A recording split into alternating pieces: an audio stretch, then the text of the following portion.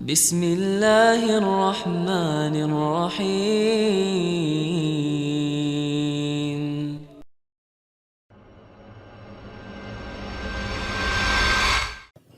Assalamualaikum warahmatullahi wabarakatuh. Waalaikumsalam warahmatullahi wabarakatuh.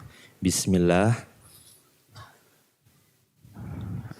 Untuk melihat di situ. Semoga Allah merahmati Ustadz Nuzul dan selalu dilindungi oleh Allah. Kami ingin bertanya, ada 2 pertanyaan. Yang pertama, kami teman-teman tuli dan teman-teman yang ada di kajian ini, teman-teman dengar, sama-sama ingin belajar kajian. Tapi yang membedakan adalah aksesnya kami. Aksesnya seperti apa? Maksudnya teman-teman dengar di sini biasanya bisa sambil membaca, kemudian bisa mendengarkan kajian. Sambil tiduran bisa mendengarkan kajian. Masya Allah ya. Sambil ngobrol bisa mendengarkan kajian. Sambil bermain HP bisa mendengarkan kajian. Dan semuanya bisa didapat dengan penuh informasinya. Dan pahalanya pun sama dapatnya. Tapi untuk kami teman-teman tuli, kami harus fokus. Karena kami matanya melihat ke juru bahasa isyarat. Jika kami menengok sebentar saja, pahalanya akan berkurang.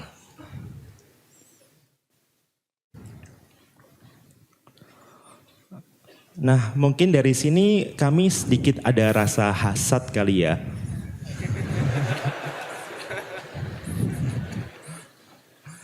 Untuk yang kedua,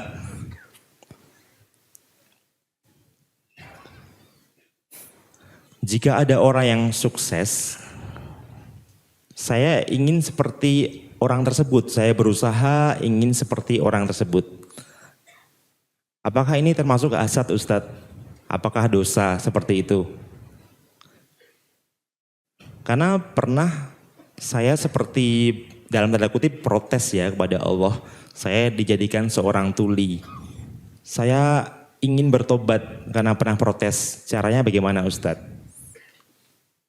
Assalamualaikum warahmatullahi wabarakatuh. Waalaikumsalam.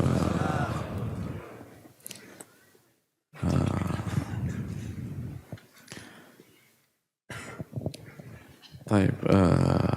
Bismillah, alhamdulillah, wassalatu wassalamu ala rasulillah. Yang pertama jazakallah khair kepada teman-teman tuli. Dan memang mereka senang dipanggil dengan istilah itu ya, teman-teman tuli.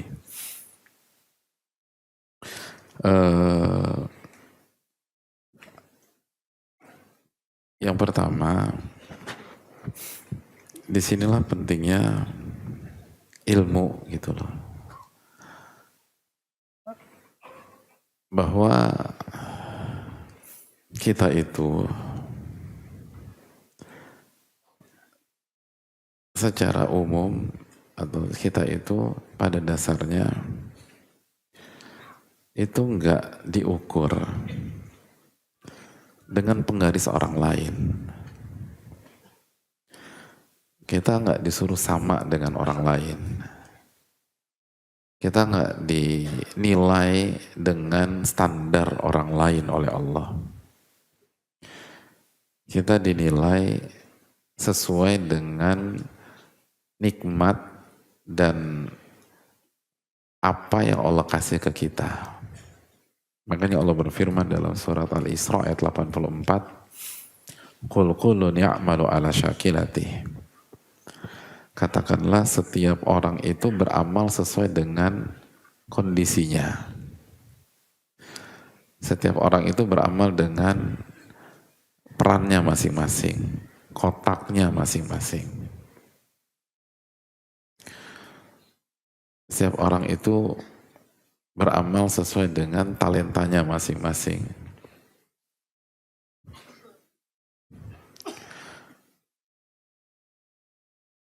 Jadi kita itu benar-benar dibuat nyaman sama Allah. Karena Allah itu Arhamur Rahimin. Allah itu Maha Baik, Al-Muhsin. Allah itu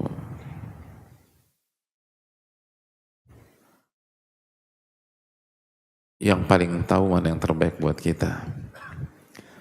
Asa an takrahu syai'an wa huwa khairul lakum wa asa an tuhibbu syai'an wa huwa syarrul lakum.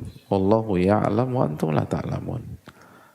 Jadi yang kalian nggak sukai itu justru yang terbaik buat kalian. Dan yang kalian pikir ini baik justru buruk buat kalian. Allah yang maha tahu dan kalian nggak tahu apa-apa. Makanya yang membuat kita nyesek itu bukan karena kondisi yang Allah kasih ke kita, tapi karena kesoktahuan kita. Makanya Allah tutup ayat itu dengan mengatakan, Wallahu ya'lam wa antum la ta'lamun. Allah yang maha tahu mana yang terbaik buat Anda. Anda tuh nggak tahu apa-apa. Tugas Anda tuh beriman bahwa Allah itu Arhamur Rahimin. Allah itu Ar-Rahman Ar-Rahim. Allah maha pengasih lagi maha penyayang. Allah Al-Khabir yang tahu baik yang global maupun detail tentang kita. Ketika Allah takdirkan kita tuli, maka itu yang terbaik buat kita. Karena Allah tahu kalau kita bisa mendengar, itu nggak bagus. Dan bisa jadi kita masuk neraka karena telinga kita.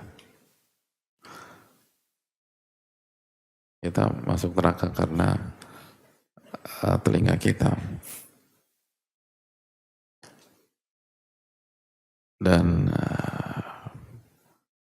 Dan itu poin, artinya dari pertama kali kita ketemu hanya sama teman-teman tuli tahun berapa waktu itu ya, udah cukup lama. Ada satu yang membuat, satu sisi yang membuat iri orang-orang yang atau teman-teman dengar ya, bahwa nanti pada saat kita dihisap dan Allah tanya tentang pendengaran kita, mereka tidak ditanya oleh Allah SWT tentang pendengaran mereka. Bukankah itu kenikmatan? Di saat kita ditanya tentang gibah yang kita dengar, fitnah yang kita dengar, hoax yang kita dengar, ucapan kotor yang kita dengar, semua yang kita dengar. Tapi orang yang Allah takdirkan gak bisa mendengar itu gak ditanya tentang itu. Dia gak dikasih pendengaran, gimana Allah tanya? Yang ditanya itu kan tentang nikmat. Tsumma la tus'alunna yawma idzin 'anil na'im. Dan pada hari kiamat nanti kalian pasti akan ditanya tentang nikmat yang Allah kasih ke kalian. Itu. Jadi kita tuh diukur dengan penggaris kita, bukan penggaris orang.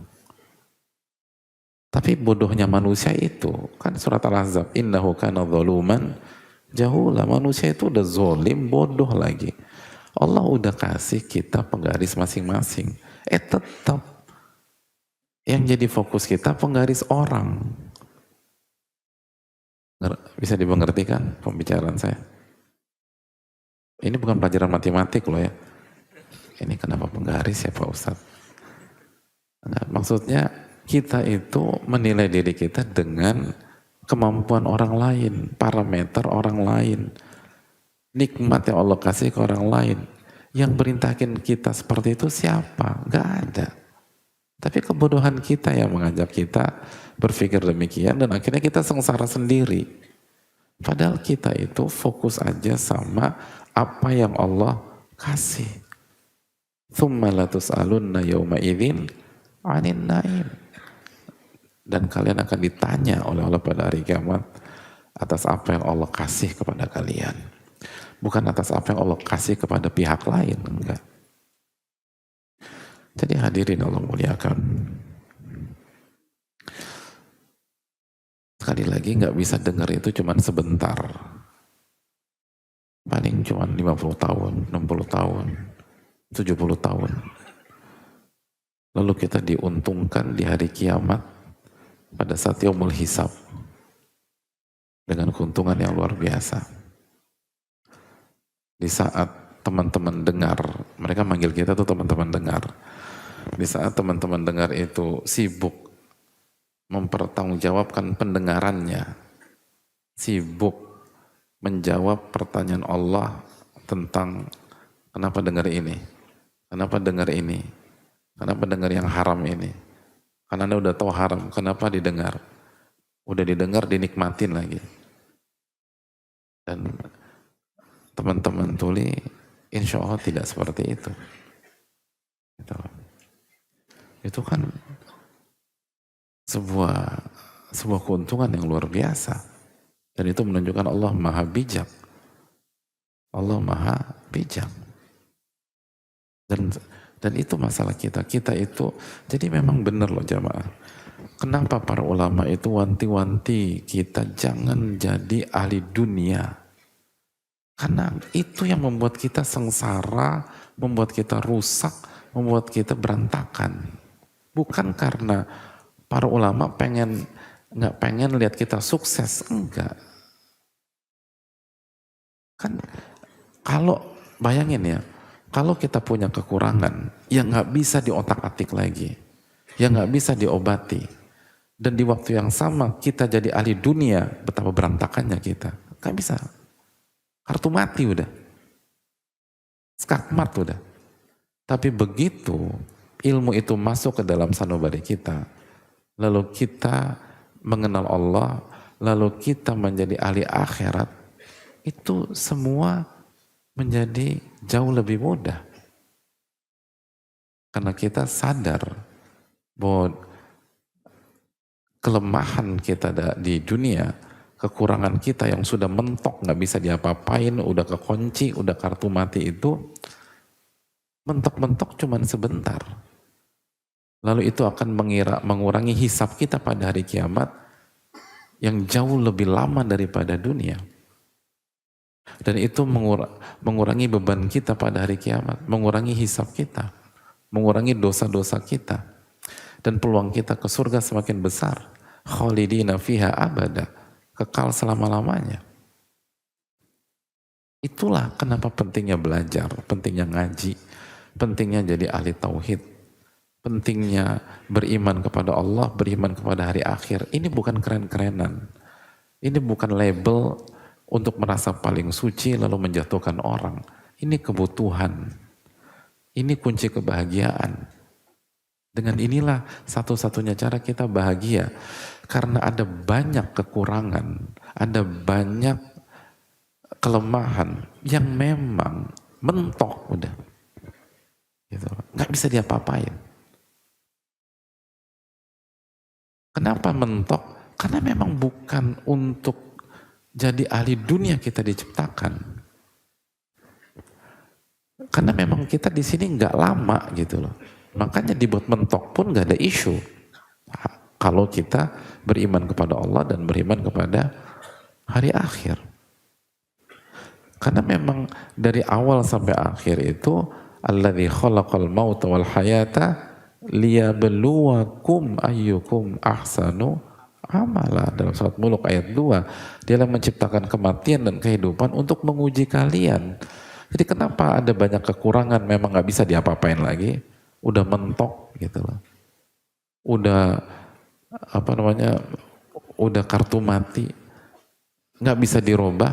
Karena memang dunia itu bukan bukan darud dawam, bukan tempat yang selama-lamanya. Tapi ini cuma sementara dan tujuannya untuk menguji. Uji apa? Uji ibadah dan amal. Sabar enggak gitu. Dan itu cuma enggak lama. Dan segala kekurangan kita di dunia itu adalah keuntungan di akhirat. Kan selalu begitu. Makanya kan kata Nabi, ajaban li amril mu'min inna amrahu kullahu khair. Menakjubkan perkara seorang mukmin, semuanya baik dan terbaik. Yang bisa dengar baik kalau apa? In asobathu sarra'u syakar fakana khairan lah. Kalau dia dikasih kenikmatan, dia bersyukur, itu baik. Dan buat teman-teman tuli juga baik. Kenapa? Wa in asabathu dharra'u sabar wa kana khairan lah.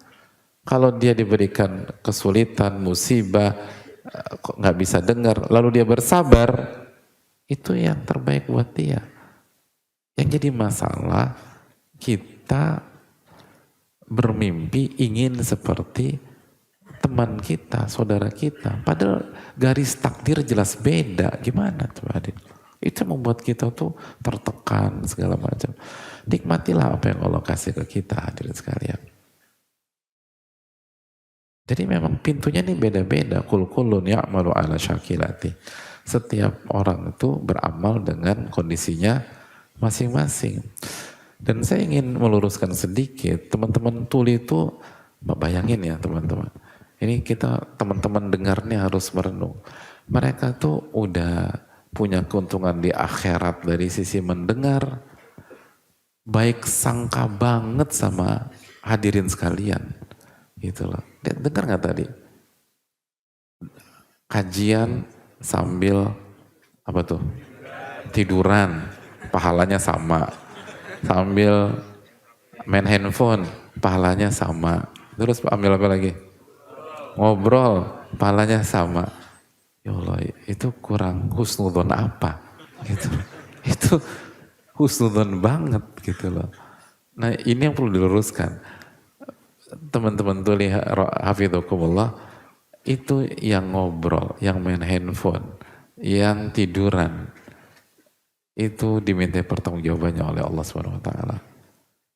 Itu enggak, pahalanya beda. Bisa jadi enggak dapat pahala. Bisa jadi bukan hanya enggak dapat pahala, dosa bisa jadi. Kenapa? Meremehkan. Meremehkan ilmu itu bahaya. Karena kita dan tidak menjalankan perintah Allah itu dan Rasulnya alaihi salatu wassalam, ta'zimul ilm, memuliakan ilmu. Memuliakan ilmu. Nah, semua kita sepakat, orang yang punya akal sehat dan punya wisdom, punya kebijaksanaan, itu sepakat. Orang yang dengar sambil main handphone, dengerin sambil tiduran, lalu sambil ngobrol, itu meremehkan, bukan memuliakan. Kalau nggak percaya, suruh orang-orang itu bicara sebagai public speaker. Lalu audiensnya tidur-tiduran, main handphone, lalu ngobrol. Kira-kira perasaannya gimana? Baper. Kenapa? Karena dia merasa diremehkan. Dia merasa direndahkan. Nah kalau Anda merasa diremehkan, kenapa Anda remehkan dan rendahkan ilmu Allah Subhanahu wa ta'ala? Jadi teman-teman huli, orang-orang seperti itu bermasalah. Jadi jangan ngiri sama mereka. Itu bukan hanya itu bisa jadi dapat dosa mereka. Jadi sekali lagi, nggak usah khawatir. Gini loh, kalau Allah Subhanahu wa ta'ala kasih kita kendala mendengar, dan karena kekurangan yang Allah kasih, akhirnya kita hanya paham 60% atau hanya paham 30% dari materi yang disampaikan. Lalu kita berusaha mengamalkan hal tersebut yang 30% itu, maka kita telah berjalan menuju surga Allah Subhanahu wa ta'ala. Kenapa? Karena kita mengamalkan firman Allah Subhanahu wa ta'ala dalam surat At-Taghabun ayat 16, fattaqullaha mastata'tum, maka bertakwalah kepada Allah semaksimal kalian, semampu kalian, bukan semampu teman kalian, bukan semampu teman-teman dengar, bukan, semampu kalian. Jadi kalau teman-teman tuli hanya bisa menyerap 20% dari materi, dan itu udah semampu dia, semampu beliau-beliau tersebut, lalu dia berusaha amalkan 20% itu, maka ia telah berhasil mengamalkan surat At-Taghabun ayat 16, fattaqullaha mastata'tum. Bertakwalah kepada Allah semampu kalian. Itu. Makanya salah satu masyayikh dulu, salah satu guru dulu, itu pernah mengatakan begini, kalau saya punya murid, 2 murid, yang satu cerdasnya keterlaluan, bahasa kita gitu. Cerdas banget nih orang. Yang kedua antitesanya, lawan, antonimnya gitu loh. Gitu loh. Namanya anto, panjangnya antonim gitu loh misalnya. Udah aman jadi ya. Jadi yang pertama ini kata beliau nilainya 9,5. Ujian nilainya 9,5 atau 9,7 lah ya, 9,7. Yang kedua dapat nilai 4. Ya, 4. Namun kata beliau, yang nilai 9,7 itu dengan konsep SKS, sistem kebut sesubuh gitu. Jadi bangun subuh baru buka-buka. Karena jeniusnya keterlaluan. Udah bukan semalam lagi, sesubuh udah. Gitu lah. Jadi bangun subuh jam 7 ujian baca-baca. 9,7. 9,7 dari 100. Yang kedua dapat nilai 4. Belajarnya SKS juga, sistem kebut semester, beneran. Jadi dari hari pertama masuk itu belajar terus sampai hari ujian. Tapi memang kemampuannya 4 udah mentok udah. Dijungkir balik untuk dapat 4,1 aja nggak bisa udah 4 udah. Udah kalau lihat mukanya 4 nih orang udah gitu udah. Jadi udah mentok. Kata beliau, yang akan saya kasih hadiah atau reward adalah yang kedua. Yang pertama dihukum. Kenapa? Karena yang kedua sudah mengamalkan surat At-Taghabun fattaqullaha mastata'tum. Adapun yang pertama muqassir, dia menyia-nyiakan kejeniusan dia dari Allah. Itu konsep kita. Itu baru bijak hadirin. Orang itu jangan diukur dengan penggaris orang lain. Orang tuh beda-beda. Tapi kita harus bertakwa kepada Allah semampu kita masing-masing. Nah seringkali kita selama ini itu dinilai dengan penggaris orang, dengan kemampuan orang. Akhirnya itu menjadi pola yang tidak sehat pada diri kita. Akhirnya kita gampang minder, gampang hasad, gampang semua penyakit hati ngumpul di kita.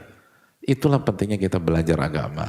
Itu pentingnya belajar tauhid, pentingnya belajar iman, pentingnya belajar konsep yang benar. Jadi hidup tuh enak gitu loh. Kita tuh nggak harus jadi orang lain. Kita cuman cukup jadi hamba Rabbul Alamin dengan segala kekurangan dan kelemahan kita. Itu aja. Itu penting. Jadi hadirin Allah muliakan. Jadi nggak usah berkecil hati. Pertanyaan Allah di akhirat beda. Justru bisa jadi, sekali lagi, dan sangat besar kemungkinan, sekali lagi, teman-teman tuh ini jauh lebih mudah pertanyaannya dibanding kita-kita. Karena sekali lagi, lihat, teman tuli, secara umum ya, teman-teman tuli itu, Allah nggak kasih pendengaran. Dan kalau Allah nggak kasih pendengaran, biasanya bisa bicara apa tidak? Ya Allah, udah unggul 2-0 di hari kiamat dari kita. Padahal yang paling bikin banyak masuk neraka apa? lisan, kemaluan, lisan, ya Allah. Lisan. Dengan lisan. Oke, mungkin ada bahasa isyarat, kan itu juga itu pengganti lisan. Dihisap gak? Dihisap. Tapi kan ada keterbatasan. Ada keterbatasan. Di antaranya ruang lingkup terbatas, beda dengan lisan. Ruang lingkupnya jauh lebih luas. Dan lain-lain. Apakah itu bukan keuntungan? Bayangin gak sih gimana kita pertanggungjawabkan lisan kita di hari kiamat? Apa yang kita omongin, apa yang kita ucapkan, apa yang kita sampaikan. Hadirin, sekali lagi jadilah ahli akhirat, jangan jadi ahli dunia. Yang bikin berantakan ini kita jadi ahli dunia, itu jadi masalah. Dan ini bukan bicarakan pihak lain, ini bicarakan diri sendiri. Kalau kita, baik yang bicara maupun mendengarkan, akhirnya mentok-mentok jadi ahli dunia lagi, berantakan hidup kita. Tapi kalau kita jadi ahli akhirat, bisa jadi teman-teman tuli merasa bersyukur, bukan sabar lagi, bersyukur. Karena pada saat di hari yang paling mencekam, yauma la yanfa'u malun wala banun, di hari tidak ada manfaatnya harta dan keturunan, di hari ketika matahari hanya 1 mil di atas kita, di hari di mana kita dibangkitkan dalam kondisi telanjang, uratan, hufatan, gurlan, buhma, kata Nabi SAW, dalam kondisi telanjang, tidak pakai alas kaki, tidak dikhitan, tidak bawa bekal, dan matahari 1 mil, di saat kita harus mempertanggungjawabkan semua lisan kita, mereka tidak. Di saat kita harus pertanggungjawabkan apa saja yang kita dengar, mereka tidak. Itu kurang. Jadi hadirin Allah muliakan. Semua plus minus hadirin. Semua plus minus.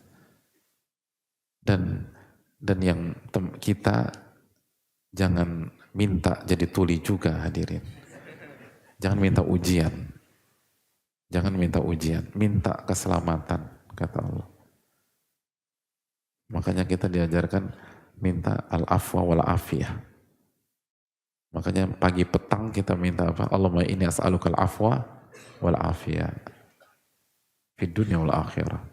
Allahumma inni as'alukal afwa wal-afiyah fi dini wa dunyaya wa ahli wa mali. Itu Pak. Minta diampuni, minta selamat dan afiat itu. Jangan minta ujian. La tatamannau liqa'al adu. Jangan pernah berharap ketemu sama musuh. Was'alullah al-afiyah. Minta selamat, kata Nabi SAW. Jangan minta ujian. Jangan pernah minta ujian. Minta selamat. Minta selamat. Itu yang bisa mendengar, bisa bicara. Teman-teman tuli, ingat hikmah yang Allah kasih. Mereka atau teman-teman unggul 2-0. Allah, mereka nggak dengar gibah, nggak dengar fitnah, gitu loh, nggak dengar macam-macam, nggak dengar hal-hal yang haram. Lalu di sisi lain, adapun ilmu dan akses kebaikan, Allah hanya minta sesuai dengan kemampuan dan akses. Kan enak hadirin. Yang buruk-buruk dari pendengaran gak dengar. Adapun yang baik-baik gak diminta 100%. Hanya diminta sesuai yang mampu saja, mampu diserap dan mampu dipahami. Itu luar biasa. Itu poin. Itu poin besar hadirin. Enak subhanallah. Salah satu dari beliau-beliau itu jamaah sekalian, itu menghafal Al-Fatihah. Antum menghafal Al-Fatihah berapa lama? Hah? Berapa? Al-Fatihah. Dulu waktu kecil. Pernah kecil nggak hadirin? Langsung gede. salah satu dari beliau-beliau itu, biar kita ngerti ya, biar kita ngerti bagaimana arah perbedaan hisab kita dengan mereka di hari kiamat. Di antara mereka menghafal Al-Fatihah 1 tahun. 1 tahun. 1 tahun. Itu jungkir balik hadirin. Sedangkan kita menghafal Al-Fatihah hanya hitungan jam. Atau 1-2 hari lah dulu. Jadi perjuangan kita dengan mereka itu jaraknya itu bisa 300-an hari. Sesuatu yang dengan mudah kita hafal dan kuasai dalam 1 hari. Mereka butuh waktu 1 tahun. Pikirkan bagaimana gap hisab di hari kiamat kelak. Itu poinnya. Jadi jangan kesian-kesian sama mereka. Mereka nggak pantas dikesiani. Kita yang harus mikir. Gitu lah. Kan Allah tanya, oke Anda bisa ngafal cepat. Kok nggak ada yang hafal? Kok kulhu terus? Kan itu. Ada saudara-saudara Anda butuh waktu 1 tahun. Al-Fatihah 1 tahun hadirin.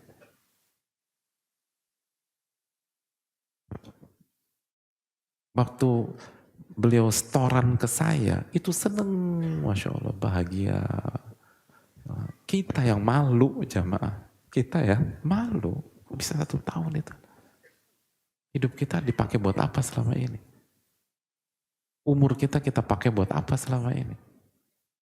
Waktu kita pakai buat apa selama ini? Gak ada hafalan kita. Padahal Allah kasih kecerdasan, Allah kasih daya ingat, Allah kasih kemudahan, Allah kasih lisan. Mereka 1 tahun Al-Fatihah ini. Kan kita mikir ya, gimana hisab di hari kiamat? Wa an umrihi fima afnah. Kaki seorang hamba tidak akan beranjak dari hadapan Allah sampai dia ditanya tentang 4 perkara. Di antaranya dia akan ditanya tentang umurnya, waktunya, bagaimana dia habiskan. Waktu ditanya sama Allah. Ada saudara-saudara kita 1 tahun, Al-Fatihah 1 tahun. Kita dengan mudah, semua akses. Gak ada hafalannya. Gak deket sama Allah. Buang-buang waktu. Nanti ngobrol sana, ngobrol sini. Udah gitu haram lagi pembicaraannya. Gimana kita menghadap Allah SWT? Lalu kita kepedean, lalu merasa ujub dengan apa yang kita lakukan, tambah berantakan lagi diri kita. Jadi justru yang kita harus kesihani seringkali diri kita aja, yang kita harus merasa diri, yang harus kita pandang rendah itu diri kita, bukan mereka. Gitu. Mereka jarak dari tempat beliau-beliau itu ke sini jauh loh, jauh. Lebih jauh dari banyak di antara hadirin. Saya nggak mengatakan semua ya, tapi banyak, mungkin lebih jauh dari setengah hadirin sekalian di sini. Lalu ketika mereka datang ke sini, daya serap mereka nggak semudah kita, tapi tetap datang setiap pekan, tetap berjuang, tetap ini. Terus terang ya, kecepatan saya bicara di sini itu menyulitkan mereka. Kecepatan saya bicara di setiap pekan ini, dan banyak pihak mengatakan saya ini lambat kalau bicara. Banyak yang kasihan, kenapa bicaranya nggak kayak khutbah Jumat? Ya karena ini hari Sabtu gitu. Maksud saya, tenang. Beda, Nabi SAW tuh kalau khutbah, kalau bicara tuh beda. Di kulli maqam maqal, setiap momen itu ada cara bicara. Tapi maksudnya banyak yang kasih masukan. Misalnya kecepatan saya bicara, misalnya di Riyadhus Shalihin, itu bagi mereka terlalu lambat. Pembicaraan saya seperti ini, bagi teman-teman tuli itu terlalu cepat. Terlalu cepat. Kalau saya punya majelis dengan mereka secara khusus, saya harus kurangi kecepatan saya mungkin di 40% sampai 50% dari seperti ini. Harus pelan-pelan. Gitu. Artinya, saya tahu persis ketika mereka datang dari jauh ke sini setiap pekan dengan segala keterbatasan, mereka sangat kesulitan memahami apa yang saya sampaikan. Kenapa? Walaupun udah dibantu ya, karena kecepatan saya bicara itu tidak sesuai dengan standar mereka. Ya. Tapi mereka tetap datang. Pertanyaannya, bagaimana pertanggungjawaban kita kepada Allah nanti dari kiamat? Kita dikasih semuanya. Tapi effort kita bagaimana? Semangat kita seperti apa? Bagaimana pertanggungjawaban kita tentang lisan kita dan tentang telinga kita? Itu poin. Itu yang harus kita renungkan hadirin. Dan mereka nggak ngeluh gitu. Mereka bersyukur. Bahkan mereka ngiri sama antum. Itulah hadirin sekalian. Jadi mintalah pertolongan kepada Allah. Agar kita dimudahkan hisab pada hari kiamat. Mintalah kepada Allah. Allah mahasibni hisaban yasira. Mudahkan kita hisab. Kalau perlu nggak ada hisab. Gak ada azab pada hari kiamat. Dan kita tahu dosa-dosa kita banyak, kesalahan-kesalahan kita banyak, kekhilafan kita banyak. Dan semoga Allah mengampuni segala dosa-dosa kita, memberikan kita ilmu nafi dan menjauhkan kita dari ilmu yang tidak bermanfaat. Dan semoga Allah SWT menjaga seluruh kita, baik teman-teman dengar dan teman-teman tuli. Dan semoga Allah SWT memberkahi apa yang kita pelajari dan bisa kita amalkan. Subhanakallahumma wa bihamdika asyhadu an la ilaha illa anta astaghfiruka wa atubu ilaik. Assalamualaikum warahmatullahi wabarakatuh.